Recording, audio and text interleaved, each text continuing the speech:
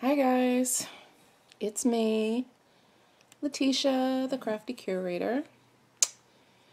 Today's Stitch With Me video is brought to you by Awkward Angles, frogging in the very beginning of the recording because apparently we can't spell, and Upside Down Words. So, that's what we have. I am fighting against time right now because there is a lot going on in this particular afternoon, and I'm trying to get this little bit in because I didn't do a Stitch With Me last week and I felt bad because I enjoy doing them and I enjoy having you guys do them, so there's something to watch during the Friday night stitching, but I just couldn't do it last week. So here we are, slightly frazzled, but here nonetheless. I added, the word that I'm stitching right now is aridity. You can't read it probably because it's upside down, but I added an extra couple of letters in there, so it's like aridity. That's not a word, last time I checked. So we're just going to get rid of that real quick. But anyway, I hope everybody had a wonderful week. I hope that everybody's work week went smoothly, and that if there were any rough and tumble points in your week, that you got through it as gracefully as you possibly could. And if not, the sun will come up tomorrow. Bet your bottom dollar that the sun will come out tomorrow. So oh, sorry about that. I had a series of notes that I took. I like to try to take a couple of notes when I do these Stitch With Me videos, so we have, you know, some kind of fluidity to it, not a lot of awkward silence, but even if we do, that's okay. But I took some notes, and I realized that when I did my video, my actual update video last week, I covered some of them, so I feel a little bit scattered right now. We're going to figure it out. One of the things I was going to talk about last week was what I deemed the Great Caramel Controversy of 2018. So apparently, that caused quite the stir. And it led into other things that people say differently, like trolleys and buggies, and just, it was fun to read all the comments and hearing what everybody said. But at the end of the day, you know, as long as we understand one another, it's all good. But anyway, my window is open, so you probably just heard like motorcycles going past, which happens, doesn't it? You know, I was thinking about, I think in my update video last week, I kind of shocked myself a little bit because I said it was the 20th of January, and I didn't realize that it was already the 20th. Like, it's almost February already. And it's just amazing to me how quickly the time flies. But I don't know if any of you ever thought about this, but you know how, like, dogs, you know, dog years are measured, like, for every 1 year of actual life they live, it's comparable to 7 years of a human's life. And I actually think that time should be measured for us. It should be measured in like stitching years, because it seems to go by so much faster when you have like all these plans and you make these goals and you say, okay, by this month I'm going to do this, and by this month I'm going to do that. and you have these stitch-alongs that are month by month, and it just seems like the year is almost measured in projects, doesn't it?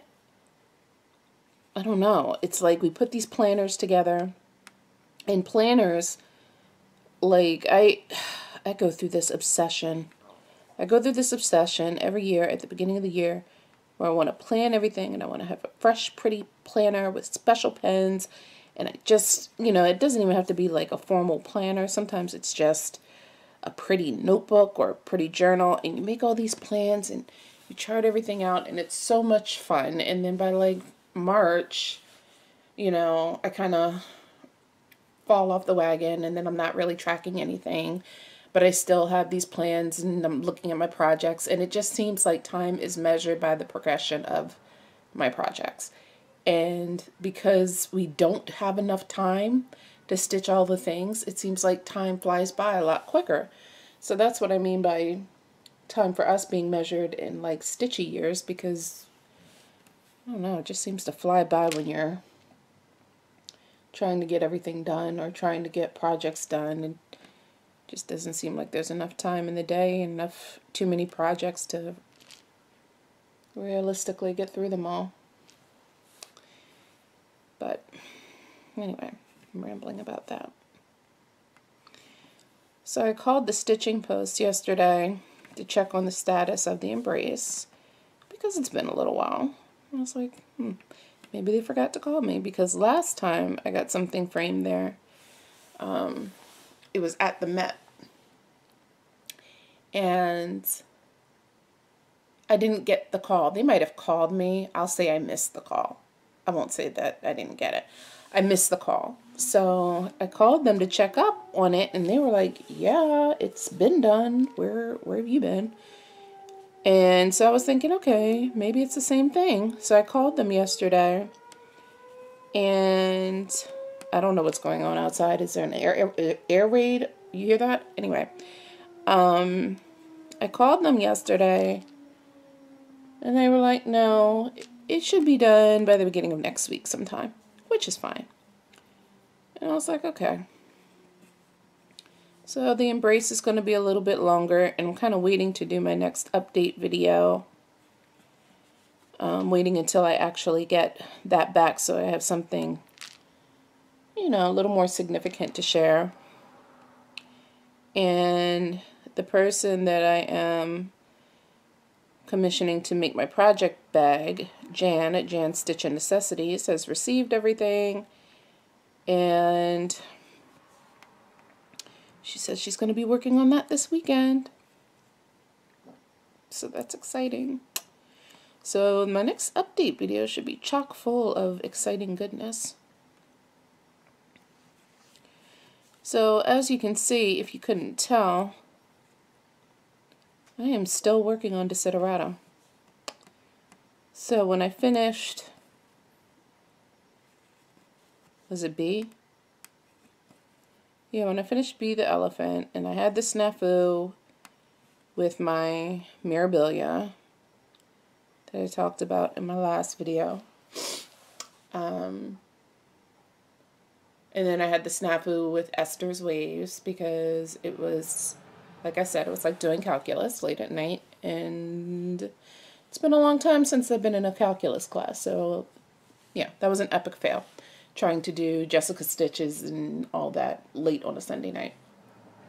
So it was at that point, I think it was last Sunday, or when was Martin Luther King Day? The 15th? Yeah, the 15th. So I think I've been working on this for a couple of weeks now. I actually thought it was only 1 week, but I think it's been a couple of weeks. But this is all I've been working on. Except, of course, for the Friday night stitch-in, I work on my Prairie Schooler alphabet, which is what I'm going to work on every stitch-in until further notice.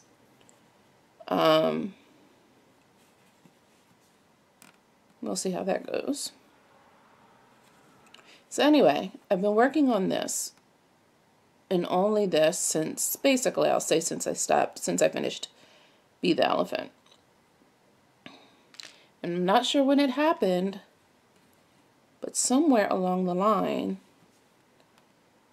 way, I become a monogamous stitcher. And I'm not sure when that happened. But I'm doing this without my glasses on for some reason. I'm going rogue.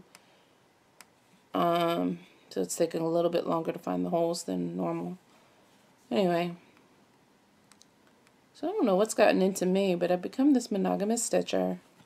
I just want to finish all the things, and I'm actually trying to finish all those WIPs that were on my list. For my unofficial year of WIPs. So,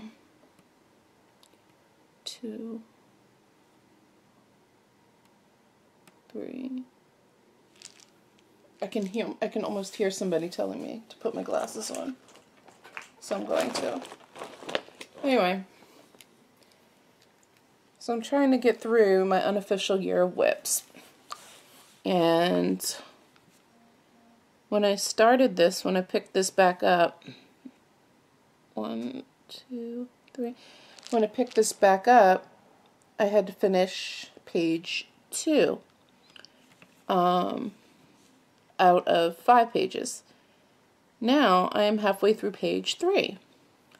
So I'm like, well, if in a couple of weeks I can get what is basically a full page done, I might as well keep going, right? So I think I'm going to, until I get bored with it. We'll see how that goes. I haven't started anything since the last time we talked. I haven't purchased anything since the last time we talked. I haven't purchased anything since the 15th. Well, not really. I got some freight check, but you know, that doesn't count, does it? Notions? I don't know. But, you know, I haven't done what I'm capable of doing, I'll say, since the 15th, since I took inventory of my stitching life, my stitching purchases, I'll say. I still haven't organized all of my WIPs and kits and all of that stuff, because everybody does seem to want to see that video with my stash and my WIPs, and I'm really wanting to do it so I can truly take an inventory of what I have. Because I think when you get to that point where you're just adding and adding and adding, and then you realize, you know, you go to buy something and then you have that scary thought, like, do I already have this? After you get it in the mail. I don't know if that happens to anybody else, but that happened to me. I didn't actually buy it twice. I thought I did, and it was Kingdom of Books. Because I showed that pattern to my husband on Christmas Day, and he really, really loved it. So, you know, that was all the motivation I needed. It's like a Rafiki moment all over again. So I ordered it,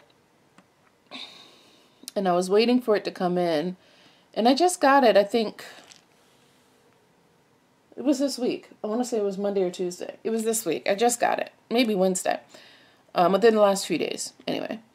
So I was looking at it, and I was like, oh my gosh, did I order this already? Because I remembered talking about it. I remember talking about it before, but I never actually pulled the trigger. But I had that scary thought for a moment that I had actually ordered the same kit all the way from Moscow twice. And I judged myself for not remembering that. And that's when I was like, I really need to go through and take inventory of everything and look through the things that I might want to give away, look through the things that I might decide to sell, and put everything in a pile so I actually know what I have and know what I want to work on and, you know, get some order back into my life. See how that goes. But anyway, once I do that, I will show you the fruits of my labor and share all that with you. But I haven't done it yet. So I thought it was interesting. I know Gerald talked about it and Caroline talked about it, about the sound of the thread going through the fabric. And I remember Caroline specifically saying, you know, what a relaxing sound it is. And Gerald was talking about how other people could hear the sound of the thread, the thread being pulled through the fabric, and how much they loved that sound, and it was so relaxing, this, that, and the other. And that's actually a thing called, it's not a thing, but it's actually, there's a name for that, and it's ASMR, if nobody's ever heard of it. It's actually on YouTube. If you YouTube ASMR videos, you'll see random videos of people doing things like they might be talking to you in a whispered tone, or they might be reading a book and the turning of the pages is what's considered something that is attractive to some people's senses. So ASMR is autonomous sensory meridian response. So there might be certain things or certain noises that people respond to. And in the stitchy world, it might be the sound of the thread going through the fabric. It might be the sound of the crinkling when somebody's opening a package. It might be the sound of a zipper. It might be the sound of somebody's voice that they respond to. And that is actually ASMR, and it's your response to a certain sound that is appealing to you or calming to you. So if you look up ASMR, specifically on YouTube, you'll see several examples of it, of people actually conducting these types of videos and hosting channels with these types of actions. And I've actually fallen asleep, like listening to people talk. They might be talking about absolutely nothing, but I've fallen asleep to people like whispering. So I respond to that. It's very relaxing to me. Maybe even, again, going back to stitchy world, it might be watching somebody stitch. So that's something that's appealing to your senses. And that's why that might be a little bit more relaxing to some than others. So while some people might cringe at the crinkling of the packages or the opening of the bags, other people are like, do it all the time. You know, I love it kind of thing. So I just thought that was interesting. There was one lady, I was watching some of the videos, and I thought it was pretty comical. I don't know if she was being funny, but she called it an ASMR video. But it showed her going through the typical, you know, motions of making the crinkling noises or whatever the case may be, whatever, you know, the sound effect was that she was trying to mimic. And then she pulls out this pickle. She pulls out this huge pickle and she bites into it, and it's like the loudest crunch you've ever heard in your life. And it was just ridiculous watching her eat this pickle. So I think she was trying to be funny, but, you know. So anyway, I thought that would be interesting to share, since so many people respond to these types of things in these videos. But, yeah. So what else is going on? Going on a cruise for my birthday / anniversary. So that's exciting. We're going to the Bahamas and Turks and Caicos for a week. I am very excited about that. And I thought it was funny because, you know, we're making plans, and once we've decided, okay, this is where we're going, this is when we're doing it, the very next thing I thought about was, what projects am I going to bring? Because luckily, I married a man that is so content with basking in the sun with a book, reading and listening to his headphones and relaxing, and he's easy like a Sunday morning. So he's not one of, you know, sometimes people, when they go on vacations, they have to have an agenda. They have to have an entire plan of action. If they're gone for a week, they have to have a whole itinerary planning on what they're going to do. And that's perfectly fine, right? The Becketts are not those people. We are not those people. We are beach bums. Like if we go to an island, which is usually my drug of choice. I love white sand. I love blue water. I love it. And there's nothing like it. So unfortunately, you know, we were kind of hesitant to plan any type of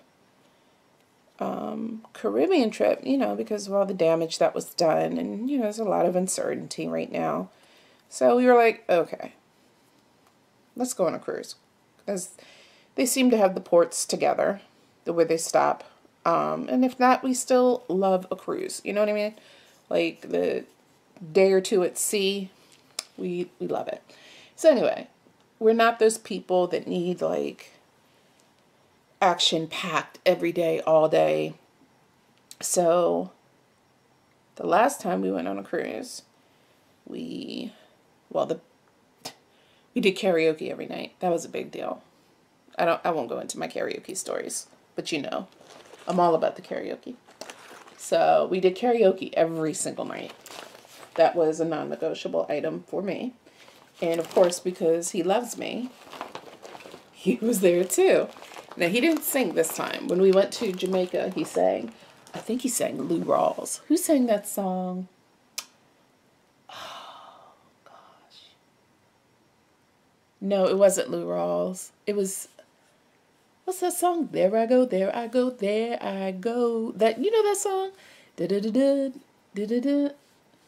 Okay, I'm going to stop. I'm going to stop right now. I won't do that to you guys anymore. Sorry about that. Anyway, I caught myself in time. I was getting ready to go down that rabbit hole. But anyway, he sang that one time at karaoke, which I was shocked because he's a very conservative type of guy. You know, I'm the silly one in the family. Like, the weird one, for lack of a better word. Like when I was thinking about doing the needleworker tag, which for some reason, I've never done it. All this time I've been doing Velocity videos, I've never done the needleworker tag. Know your needleworker. And when I look at the questions, I'm like, you get to that last question, one word to describe you. And I'm like, I have no idea. Because, I don't know. I have a lot of tricks in my bag. I'm a lot of things. So I asked him, and he thought about it. And once I told him, you know, gave him that disclaimer, this is not a test. There is no wrong answer. Just, it's okay. He told me, he said quirky, which I 100% agree with, because I do weird random things, you know, that the average bear does not do. I do it all the time. My father used to say that's part of my charm. And he said I was quirky and determined, which I took as a compliment. And it was honest, because I am. Because when, you know, I set my mind on something, that's what it is. Now, see, determined might have been his loving way of saying stubborn.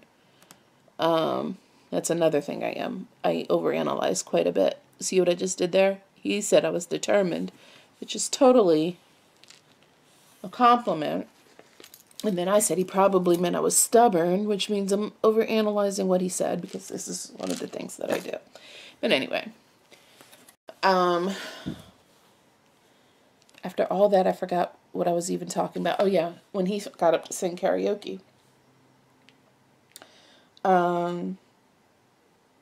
That's not something that is something that he would typically do. So I was extremely proud and extremely tickled when he did that. So he sang, There I Go. Was that, what's the guy with the silky voice? Donny Hathaway? No. Who sang that song? If you guys know, leave it in the comments, or I'll probably Google it as soon as this stops recording. Anyway, he sang that and Just the Way You Are, which I thought was wonderful. But, yeah, he doesn't usually let his hair down for that kind of thing. He'll leave that up to me, and, you know, I'm the type, if I'm on the stage and I mess up, I'll just, you know, break out into interpretive dance and keep it moving, which is exactly what happened the last time we were on a cruise. So, there we go. Back to the story. So, the last time we were on a cruise, that's one thing that we did consistently. We went to karaoke night. There may or may not have been some nights spent in the casino, which means there were. But other than that, we were really content with wandering around the deck, around the boat, seeing what we could get into, duty-free shops, and a lot of time just relaxing and enjoying the sunshine and each other's company. Now, we brought our niece along with us to keep our daughter company, so she was extremely happy.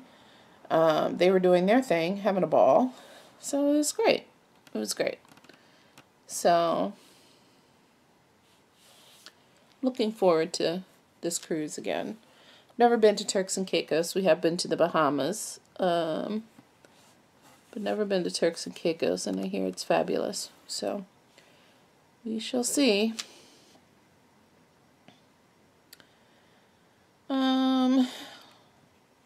So I posted something on Instagram talking about this book that I just finished by Karin Slaughter.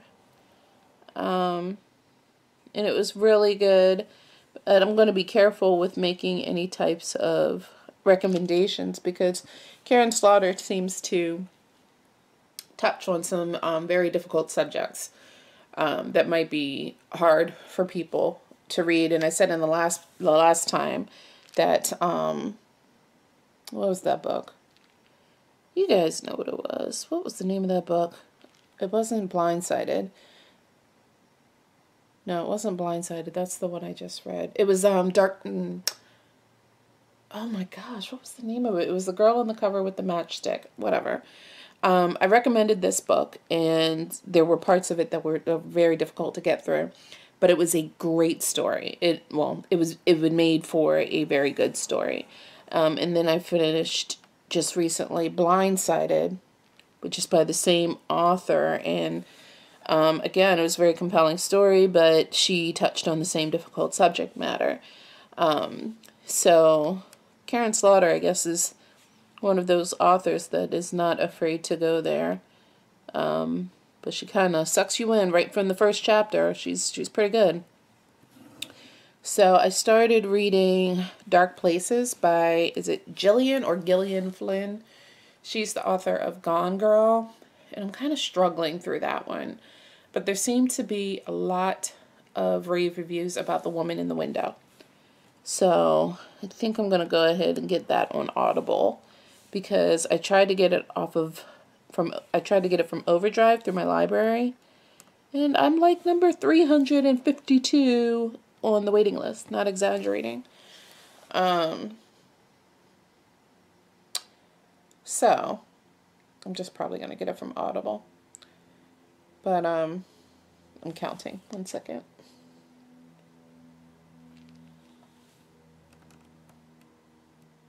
One, 2, 3. Yeah.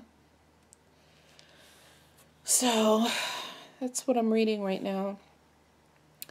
Do you guys watch This Is Us? I am not going to spoil anything, but I'm saying I think the next episode coming up is going to be tough. That's all I have to say about that. And Grey's Anatomy is getting kind of on the edge of your seat too. That was past a couple of episodes, but last night's episode was pretty rough. That was pretty hard to watch. So I don't know, maybe the writers are beefing up on Grey's Anatomy because Scandal is going off the air. I don't know. Yeah. Those two shows are pretty great. This Is Us, Scandal, Grey's Anatomy. Been binge watching Top Chef. I kind of like reality TV a lot. Especially cooking shows. I'll sit there and watch those all day. I love them. Well, not all day. Yeah, I'm lying. If I could, I would all day.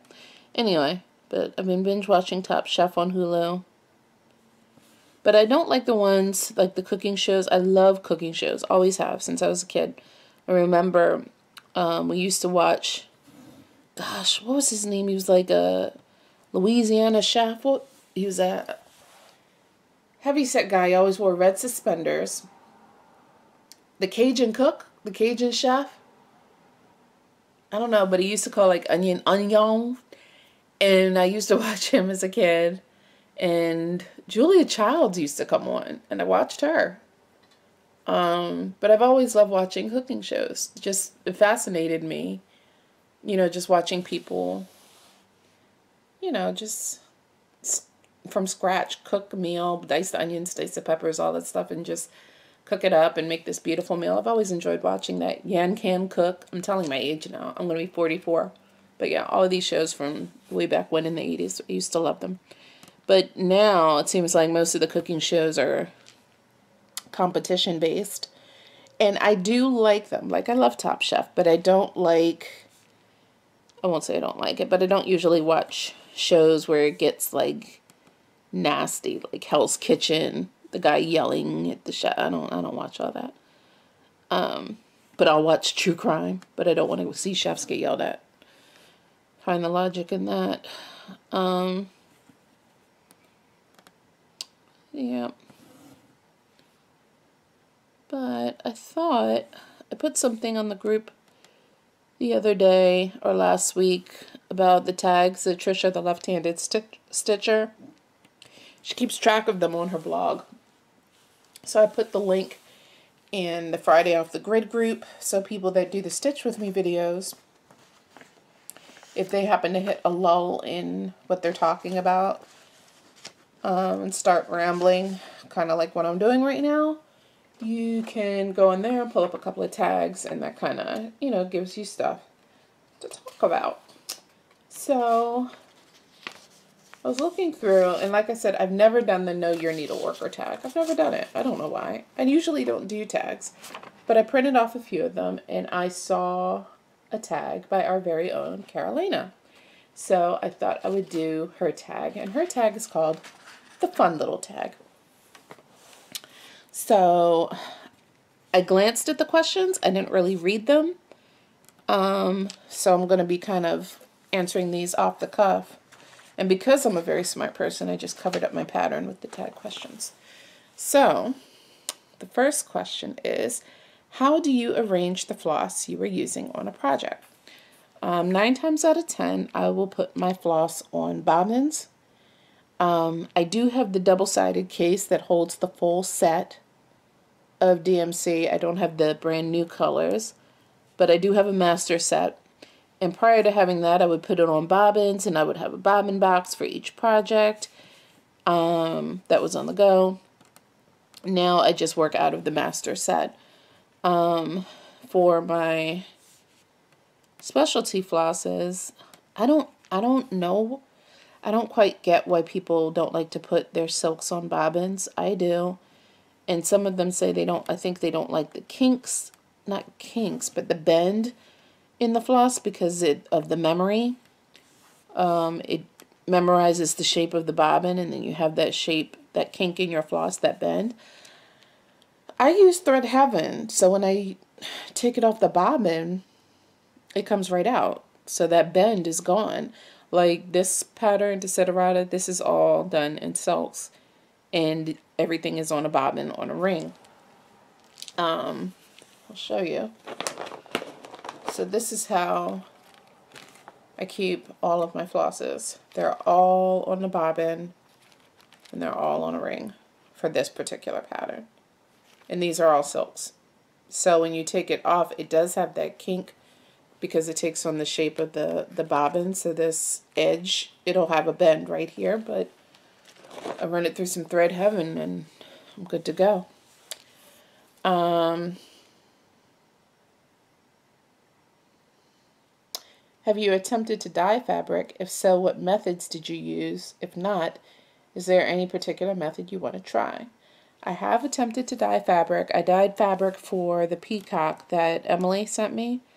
I dyed it a silvery gray, And what I didn't realize was that Farm Girl had just put out a video displaying the same exact method that I used, and I actually recorded my process as a brand new first-time stitcher, first-time fabric dyer. And I can't remember, it was somebody I saw on YouTube. But she wet the fabric, she scrunched it up in a bowl, she just poured the dye in different places and kind of hoped for the best and let it air dry. And that's what I did. And I recorded my process to, for anybody else that was a first time dyer to see how I stumbled my way through it. And it was successful. Now, since then, because I'm very impatient, I will admit that I have dyed some pieces of Aida that have come in kits that I didn't want to use for that particular project. So I would dye the Aida to practice on and use it for something else. But I'm impatient, so I kind of rushed through it. So there have been pieces that I dyed since then that did not come out as well as my first attempt. Because my first attempt came out pretty well, to be honest with you. In my opinion, it looked pretty great. And I've gotten pieces off of eBay, like in an eBay lot that I would use probably specifically for practicing my dyeing. I have since canceled my Fabric of the Month Club subscription because once I realized I could do it myself, I stopped. I didn't purchase it anymore unless it's like a really special piece that I see, like XJU Designs. I'm not convinced that I can do what she does because her colors are so rich and so vibrant. Like, she comes up with these burgundies and hunter greens and rich deep purples that I'm not sure I could mimic in my amateur dyeing process. So I'll still get pieces if I see something that I like, or if it's from a particular dyer that I really like. But I don't do the Fabric of the Month anymore. Which I think might end up being something that similar that will happen.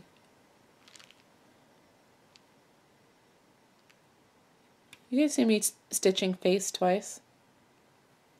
Face, face. Stitching it twice. So anyway, I think that it'll be something that will, I'm losing my light because there's a lot of shadow coming, that will happen if I ever learn how to make a project bag. Because right now, I think I mentioned in my last update, I joined the So Much to Love Fabric of the Project Bag of the Month Club. I've never done that before. I've signed up for it late last year, maybe in October, and it was for the 2018 year. So I just got one bag so far, and I really love it. I do like a nice project bag, and obviously, if I see one that I really want, I will still get it. But I would imagine that if I learned how to actually use my sewing machine successfully to make a project bag that looks halfway decent, I would probably stop doing that. But not altogether. Am I making sense?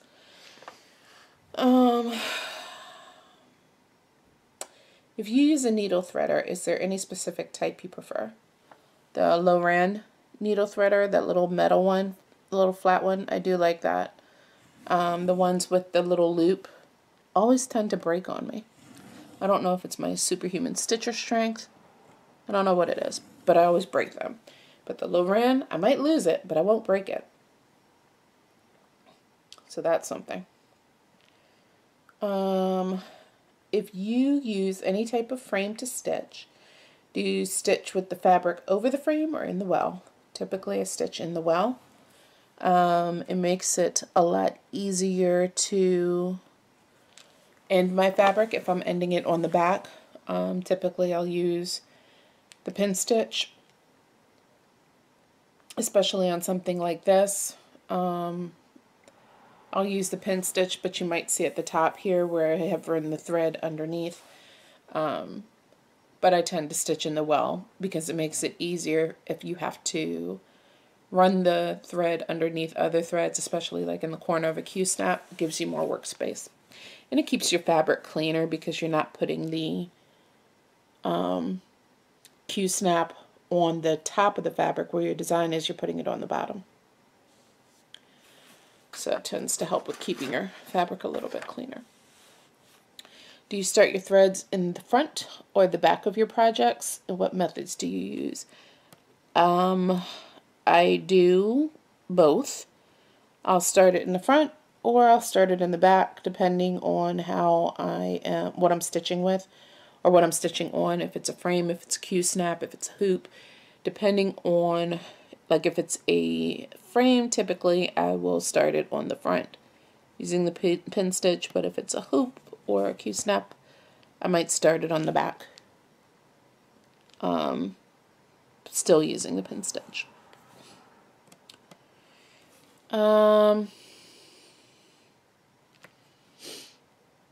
If you're a gritter, what is the preferred method on gritting?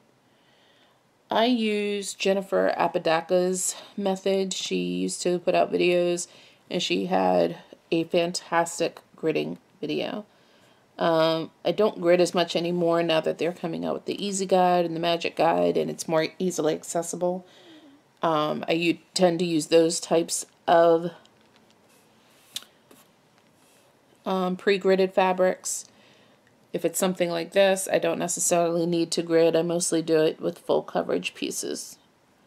But I will grid page by page. I tried a couple of times to grid an entire project all at once. If you are a gritter and you've ever tried to do that, you know why I don't do that anymore. So it takes a shockingly long amount of time. You would be stunned at how long it takes to do that. So now I just grid by the page. And I usually use sulky thread. What is your favorite way to finish projects?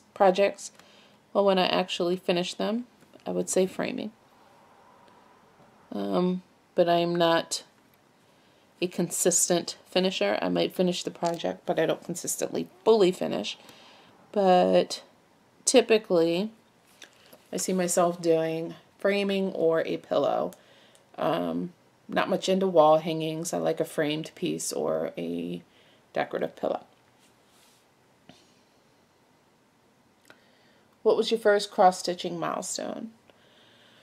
Probably Operation Dad, which was a Northern Expressions needlework. Well, it was two of them. Operation Dad was Northern Expressions needlework, which was my first fully completed project with specialty stitches. The other one was At the Met, which was my first project on linen, my first project with beading, my first memorabilia, and my first professionally framed project. So yeah, that was a big deal. And I think I did her skin 1/1. I can't remember. I think I did. Yeah, I'll have to double check. What is a stitch goal you have, something you want to conquer? I want to finish a chatelaine. Finish one of my two. I have two chatelaines on the go right now. I want to finish one of them. So I haven't actually finished a chatelaine. What is your silliest duh stitch moment?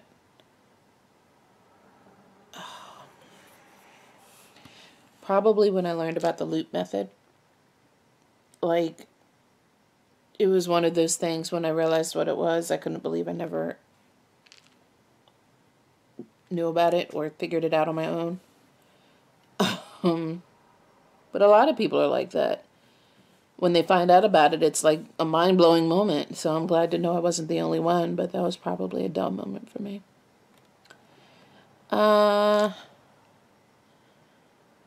If you use paper charts, do you print them at home or use a service? I print them at home.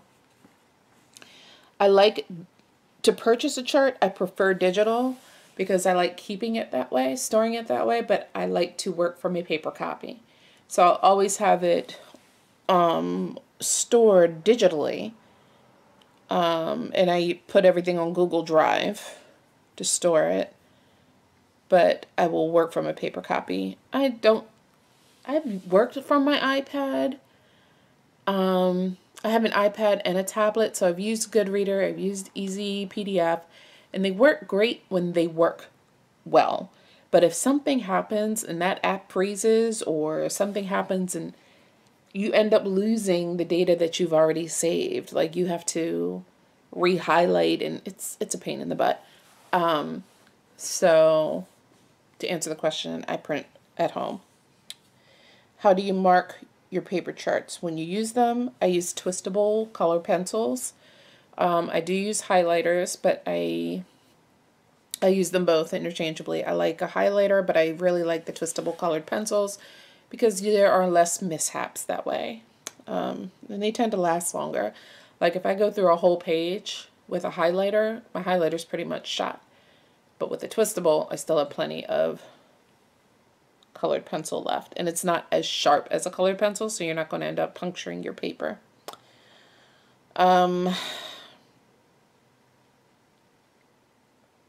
Is there a cross-stitch book you suggest?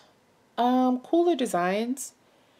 I don't have many cross-stitch books anymore, but Cooler Designs, that's the one with the huge, I think it's a chrysanthemum on the front. The one that Stitcher Moose did. There's some really, pun unintended, there's some really cool designs in that book. So I really enjoy that. And sometimes I'll just flip through it just to remind myself of what's in there, and I always seem to forget, you know, some spectacular pattern that's in there. Is there anything that you find that you are very nitpicky about when you cross stitch? No, I'm not nitpicky about anything. I do like my stitches to go the same way, but if I make a mistake, I'm not going to go crazy about it and undo the whole thing. I'm not doing that. Like when I was stitching on Peacocks and Posies, it's a horizontal pattern. So I can't put that in my scroll frames. I have to turn it so it's on a vertical axis rather than on a horizontal axis. And when you do that, it changes the directions of your stitching. So if I'm used to going from the bottom left to the upper right hand corner, and then from the bottom right to the upper left hand corner to finish the X, I have to do it the opposite way. And when you turn your fabric like that and you have to do it the opposite way, you would be shocked at how many times you forget that you need to do it that way. So in Peacocks and Posies is a perfect example. I have a lot of stitches that are going every which way, especially in the large chartreuse peacock, and you can see it. I'm just not going to go back and fix it because it doesn't need to be perfect to me. It doesn't. Okay, I messed up on it, and I know that, but I'm human, and it's part of its charm. That's how I feel about that. So it's nothing I'm really nitpicky about.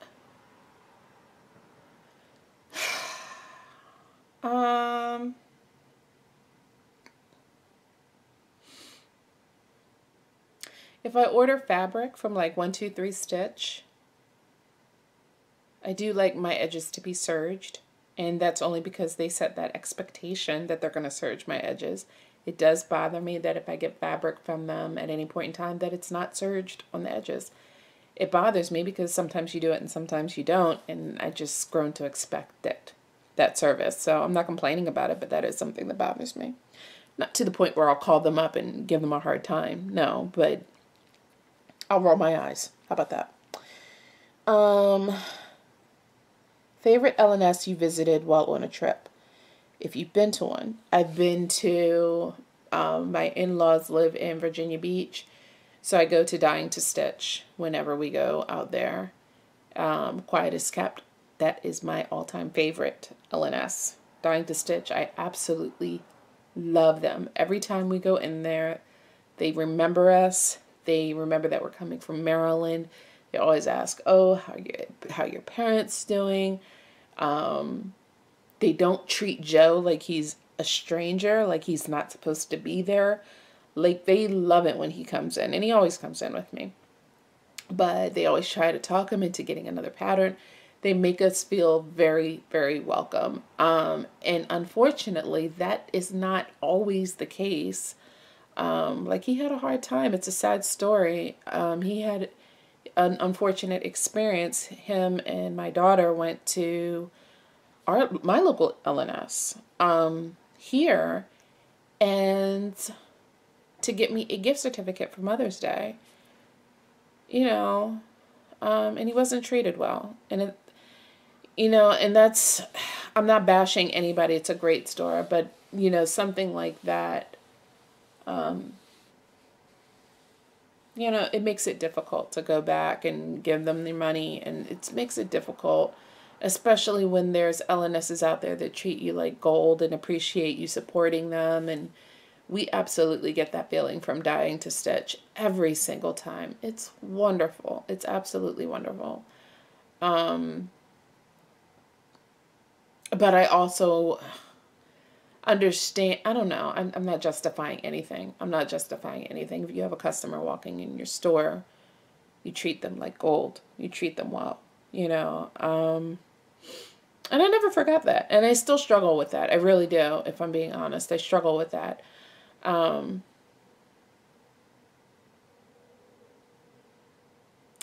I've been to the LNS in Ocala, Florida. I don't remember the name of it. And they were very nice. Very nice. I don't remember the name of it, unfortunately. But Dying to Stitch is what I consider out of town, because I don't live there, even though my in-laws do. And that's my absolute favorite. And it's DYE, Dying to Stitch. Wonderful place. Go visit them. And the last question, is there anything you do that you feel takes up a lot of time when you cross stitch, but is worth it in the end? Well, this. Like right now, I'm answering this tag, and I'm actually sitting here just answering the tag questions and thinking and talking, and I actually forgot to stitch. But it is so worth it to me. This is time that takes away from my stitching and my joy of stitching, but I really love interacting with the community. Every time I read, the comments, there's always somebody that says, thank you so much for taking the time to do this. And I typically respond, as long as you continue to enjoy it, I'll continue to do it, because I do. I don't get paid for this. None of us do. You know what I mean? Even the monetization, come on, it is what it is. We don't get paid for this. But we do it because we enjoy it. We do it because we like to keep our own personal record of what it is that we worked on. And sometimes it's just that, I'll speak for myself, I don't have anybody in my, immediate space that can relate to this hobby the way you guys can. So it is my pleasure to share my work with you and talk about it and get feedback from you and ask questions and get educated answers from you, be enabled by you. I love it. So yeah, this is something that takes out time from cross stitching that is worth it. I think a typical answer might be back stitching, and that's very true. But I see the value in it, and sometimes it's almost like stitching skin 1/1. You got to do it in chunks, and then it's not as bad. But if you wait until the end, it's like you're in the deep dark recesses of backstitch hell, and it's not great. But this is probably, to me, my answer, doing this type of thing. And I don't want it to come across as being negative, because it's not, but it's an honest answer. It takes time away from my stitching, but it's totally worth it. So I think that is it. I'm losing my light anyway, and you can tell it's getting darker. The shadow, it's not only getting darker, but it's getting harder to see. So I'm going to stop this here. I am going to try to get this uploaded, so sometime before the stitching is over, this will pop up. Maybe not. If not, we'll have coffee together in the morning. So I am going to continue to work on my angles, so I'm not delivering upside down work like this. But if you guys do like I do with the Stitch With Me videos, you've just been sitting there stitching away and listening to me ramble, and that's what it's all about. So imperfections are welcome, right?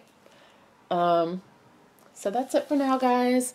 Until next time, I don't know if the next video will be a Stitch With Me or an update video, but whatever it is, I hope I'll have something exciting to share. And I hope it finds you all in good health. Happy stitching. Talk to you soon. Bye.